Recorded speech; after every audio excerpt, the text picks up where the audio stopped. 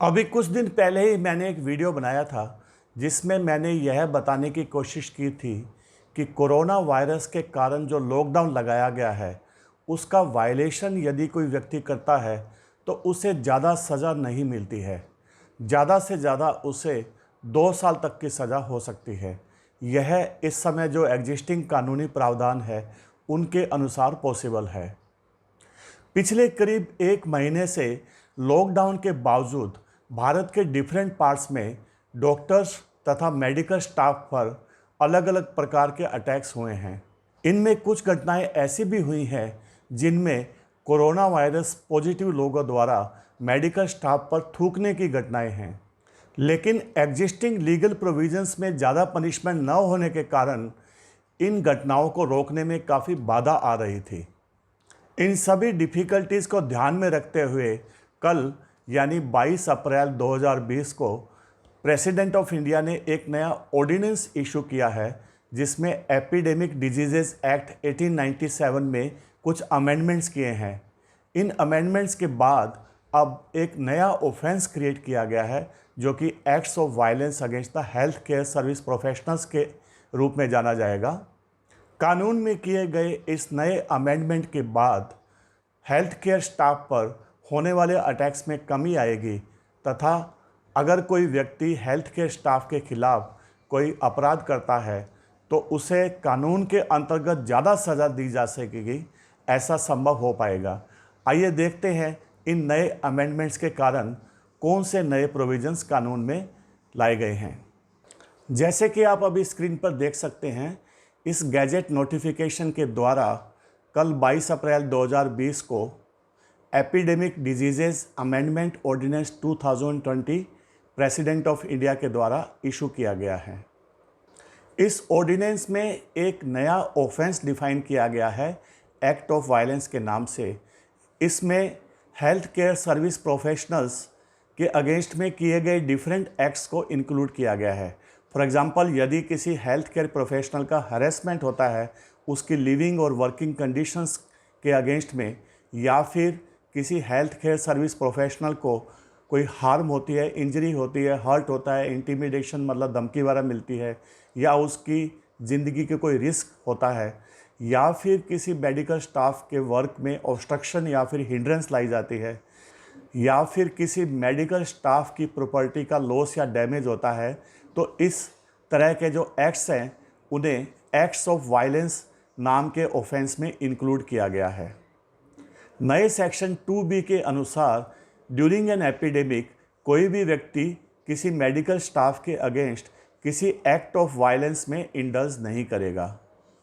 और यदि कोई व्यक्ति इस प्रकार का कोई एक्ट ऑफ वायलेंस करता है तो फिर उसे कम से कम 3 महीने की या फिर ज़्यादा से ज़्यादा 5 साल तक की सज़ा दी जा सकती है तथा इसी प्रकार से कम 50,000 रुपये तक का फ़ाइन तथा मैक्सिमम 2 लाख रुपीज़ तक का फ़ाइन दिया जा सकता है। और यदि इस प्रकार के एक्ट ऑफ वायलेंस के कारण किसी मेडिकल स्टाफ को ग्रीवियस हर्ट होती है तो फिर उसमें जो पेनल्टी है वो ज़्यादा है। उसमें कम से कम 6 मंथ्स तक का इम्प्रिजनमेंट है तथा ज़्यादा से ज़्यादा मैक्सिमम 7 ईयर्स तक का इम्प्रिजनमेंट है तथा जो फ़ाइन का अमाउंट है वो कम से कम 1 लाख रुपए तथा ज़्यादा से ज़्यादा 5 लाख रुपए तक का हो सकता है। इस ऑर्डिनेंस में यह भी कहा गया है कि ये जो नया ऑफेंस एक्ट ऑफ वायलेंस का क्रिएट किया गया है यह कोग्निजेबल होगा तथा नॉन बेलेबल होगा, यानी कि इस ऑफेंस का डायरेक्ट कोग्निजेंस पुलिस द्वारा लिया जा सकता है। उसके लिए किसी कोर्ट के परमिशन की आवश्यकता नहीं होगी। और यह ऑफेंस नॉन बेलेबल होने के कारण इस ऑफेंस में अगर किसी व्यक्ति को गिरफ्तार किया जाता है तो उसे बेल मिलने में काफ़ी डिफ़िकल्टी होगी। यह भी कानूनी प्रावधान किया गया है कि इस प्रकार के ऑफेंस के लिए जो FIR रजिस्टर की जाती है उसकी डेट ऑफ रजिस्ट्रेशन से 30 डेज़ के अंदर अंदर इस केस का इन्वेस्टिगेशन पुलिस को कंप्लीट करना होगा। उसी प्रकार से इस केस का जो ट्रायल कोर्ट में चलेगा वो जहाँ तक संभव होगा वो 1 वर्ष के अंदर कंप्लीट करना होगा। एक और इम्पोर्टेंट प्रोविज़न जो इस ऑफेंस के बारे में इस ऑर्डिनेंस के द्वारा लाया गया है वो यह है कि इस केस में बर्डन ऑफ प्रूफ एक्यूज्ड पर होगा। यानी यदि किसी व्यक्ति को इस ऑफेंस के लिए प्रोसिक्यूट किया जाता है तो कोर्ट यह प्रिज्यूम करेगी कि उस व्यक्ति ने यह ऑफेंस किया है अनलेस अदरवाइज इज प्रूव्ड। इसी प्रकार से यदि कोई व्यक्ति इस प्रकार का ऑफेंस करता है तो उसके लिए presumption of culpable mental state भी कोर्ट के लिए मानना आवश्यक है। यानी कि कोर्ट द्वारा यह प्रिज्यूम किया जाएगा कि उस व्यक्ति ने यह offence act of violence against the health care service personnel जो भी इंटेंशन मोटिव या फिर नॉलेज कानून के द्वारा आवश्यक है उस इंटेंशन मोटिव या फिर नॉलेज के साथ ही यह ऑफेंस किया है। ऑफ कोर्स इस presumption of culpable mental state को एक्यूज्ड रिबट कर सकता है बाय प्रोवाइडिंग सफिशिएंट एविडेंस कि उसने इस प्रकार की इंटेंशन मोटिव या नॉलेज के साथ यह ऑफेंस नहीं किया है। इसी प्रकार से इस ऑर्डिनेंस में जिस एक्यूज्ड को सज़ा दी जाती है उसको कोर्ट कंपेंसेशन देने के लिए भी ऑर्डर कर सकती है यदि उसने किसी हेल्थ केयर सर्विस प्रोफेशनल को कोई हर्ट किया है या फिर ग्रीवियस हर्ट किया है। यदि कोई लॉस ऑफ प्रॉपर्टी होता है या फिर किसी प्रॉपर्टी को कोई डैमेज होता है तो उसके लिए भी कोर्ट को यह अधिकार दिया गया है कि वह एक्यूज्ड व्यक्ति को कंपेंसेशन देने के लिए आदेश दे और इस प्रकार का जो कंपेंसेशन होगा वो उस प्रॉपर्टी के फेयर मार्केट वैल्यू का डबल होगा। तो फिर इस प्रकार से हम देख सकते हैं कि यदि कोई व्यक्ति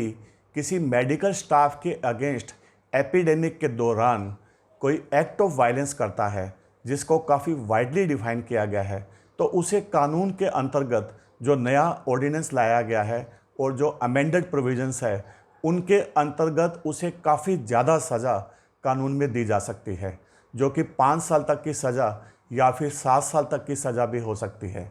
इसके अलावा एक्ट ऑफ वायलेंस के दौरान यदि कोई रेगुलर ऑफेंस आईपीसी का किया जाता है तो इवन आईपीसी के उस ऑफेंस के अंडर भी उस व्यक्ति को सज़ा दी जा सकती है।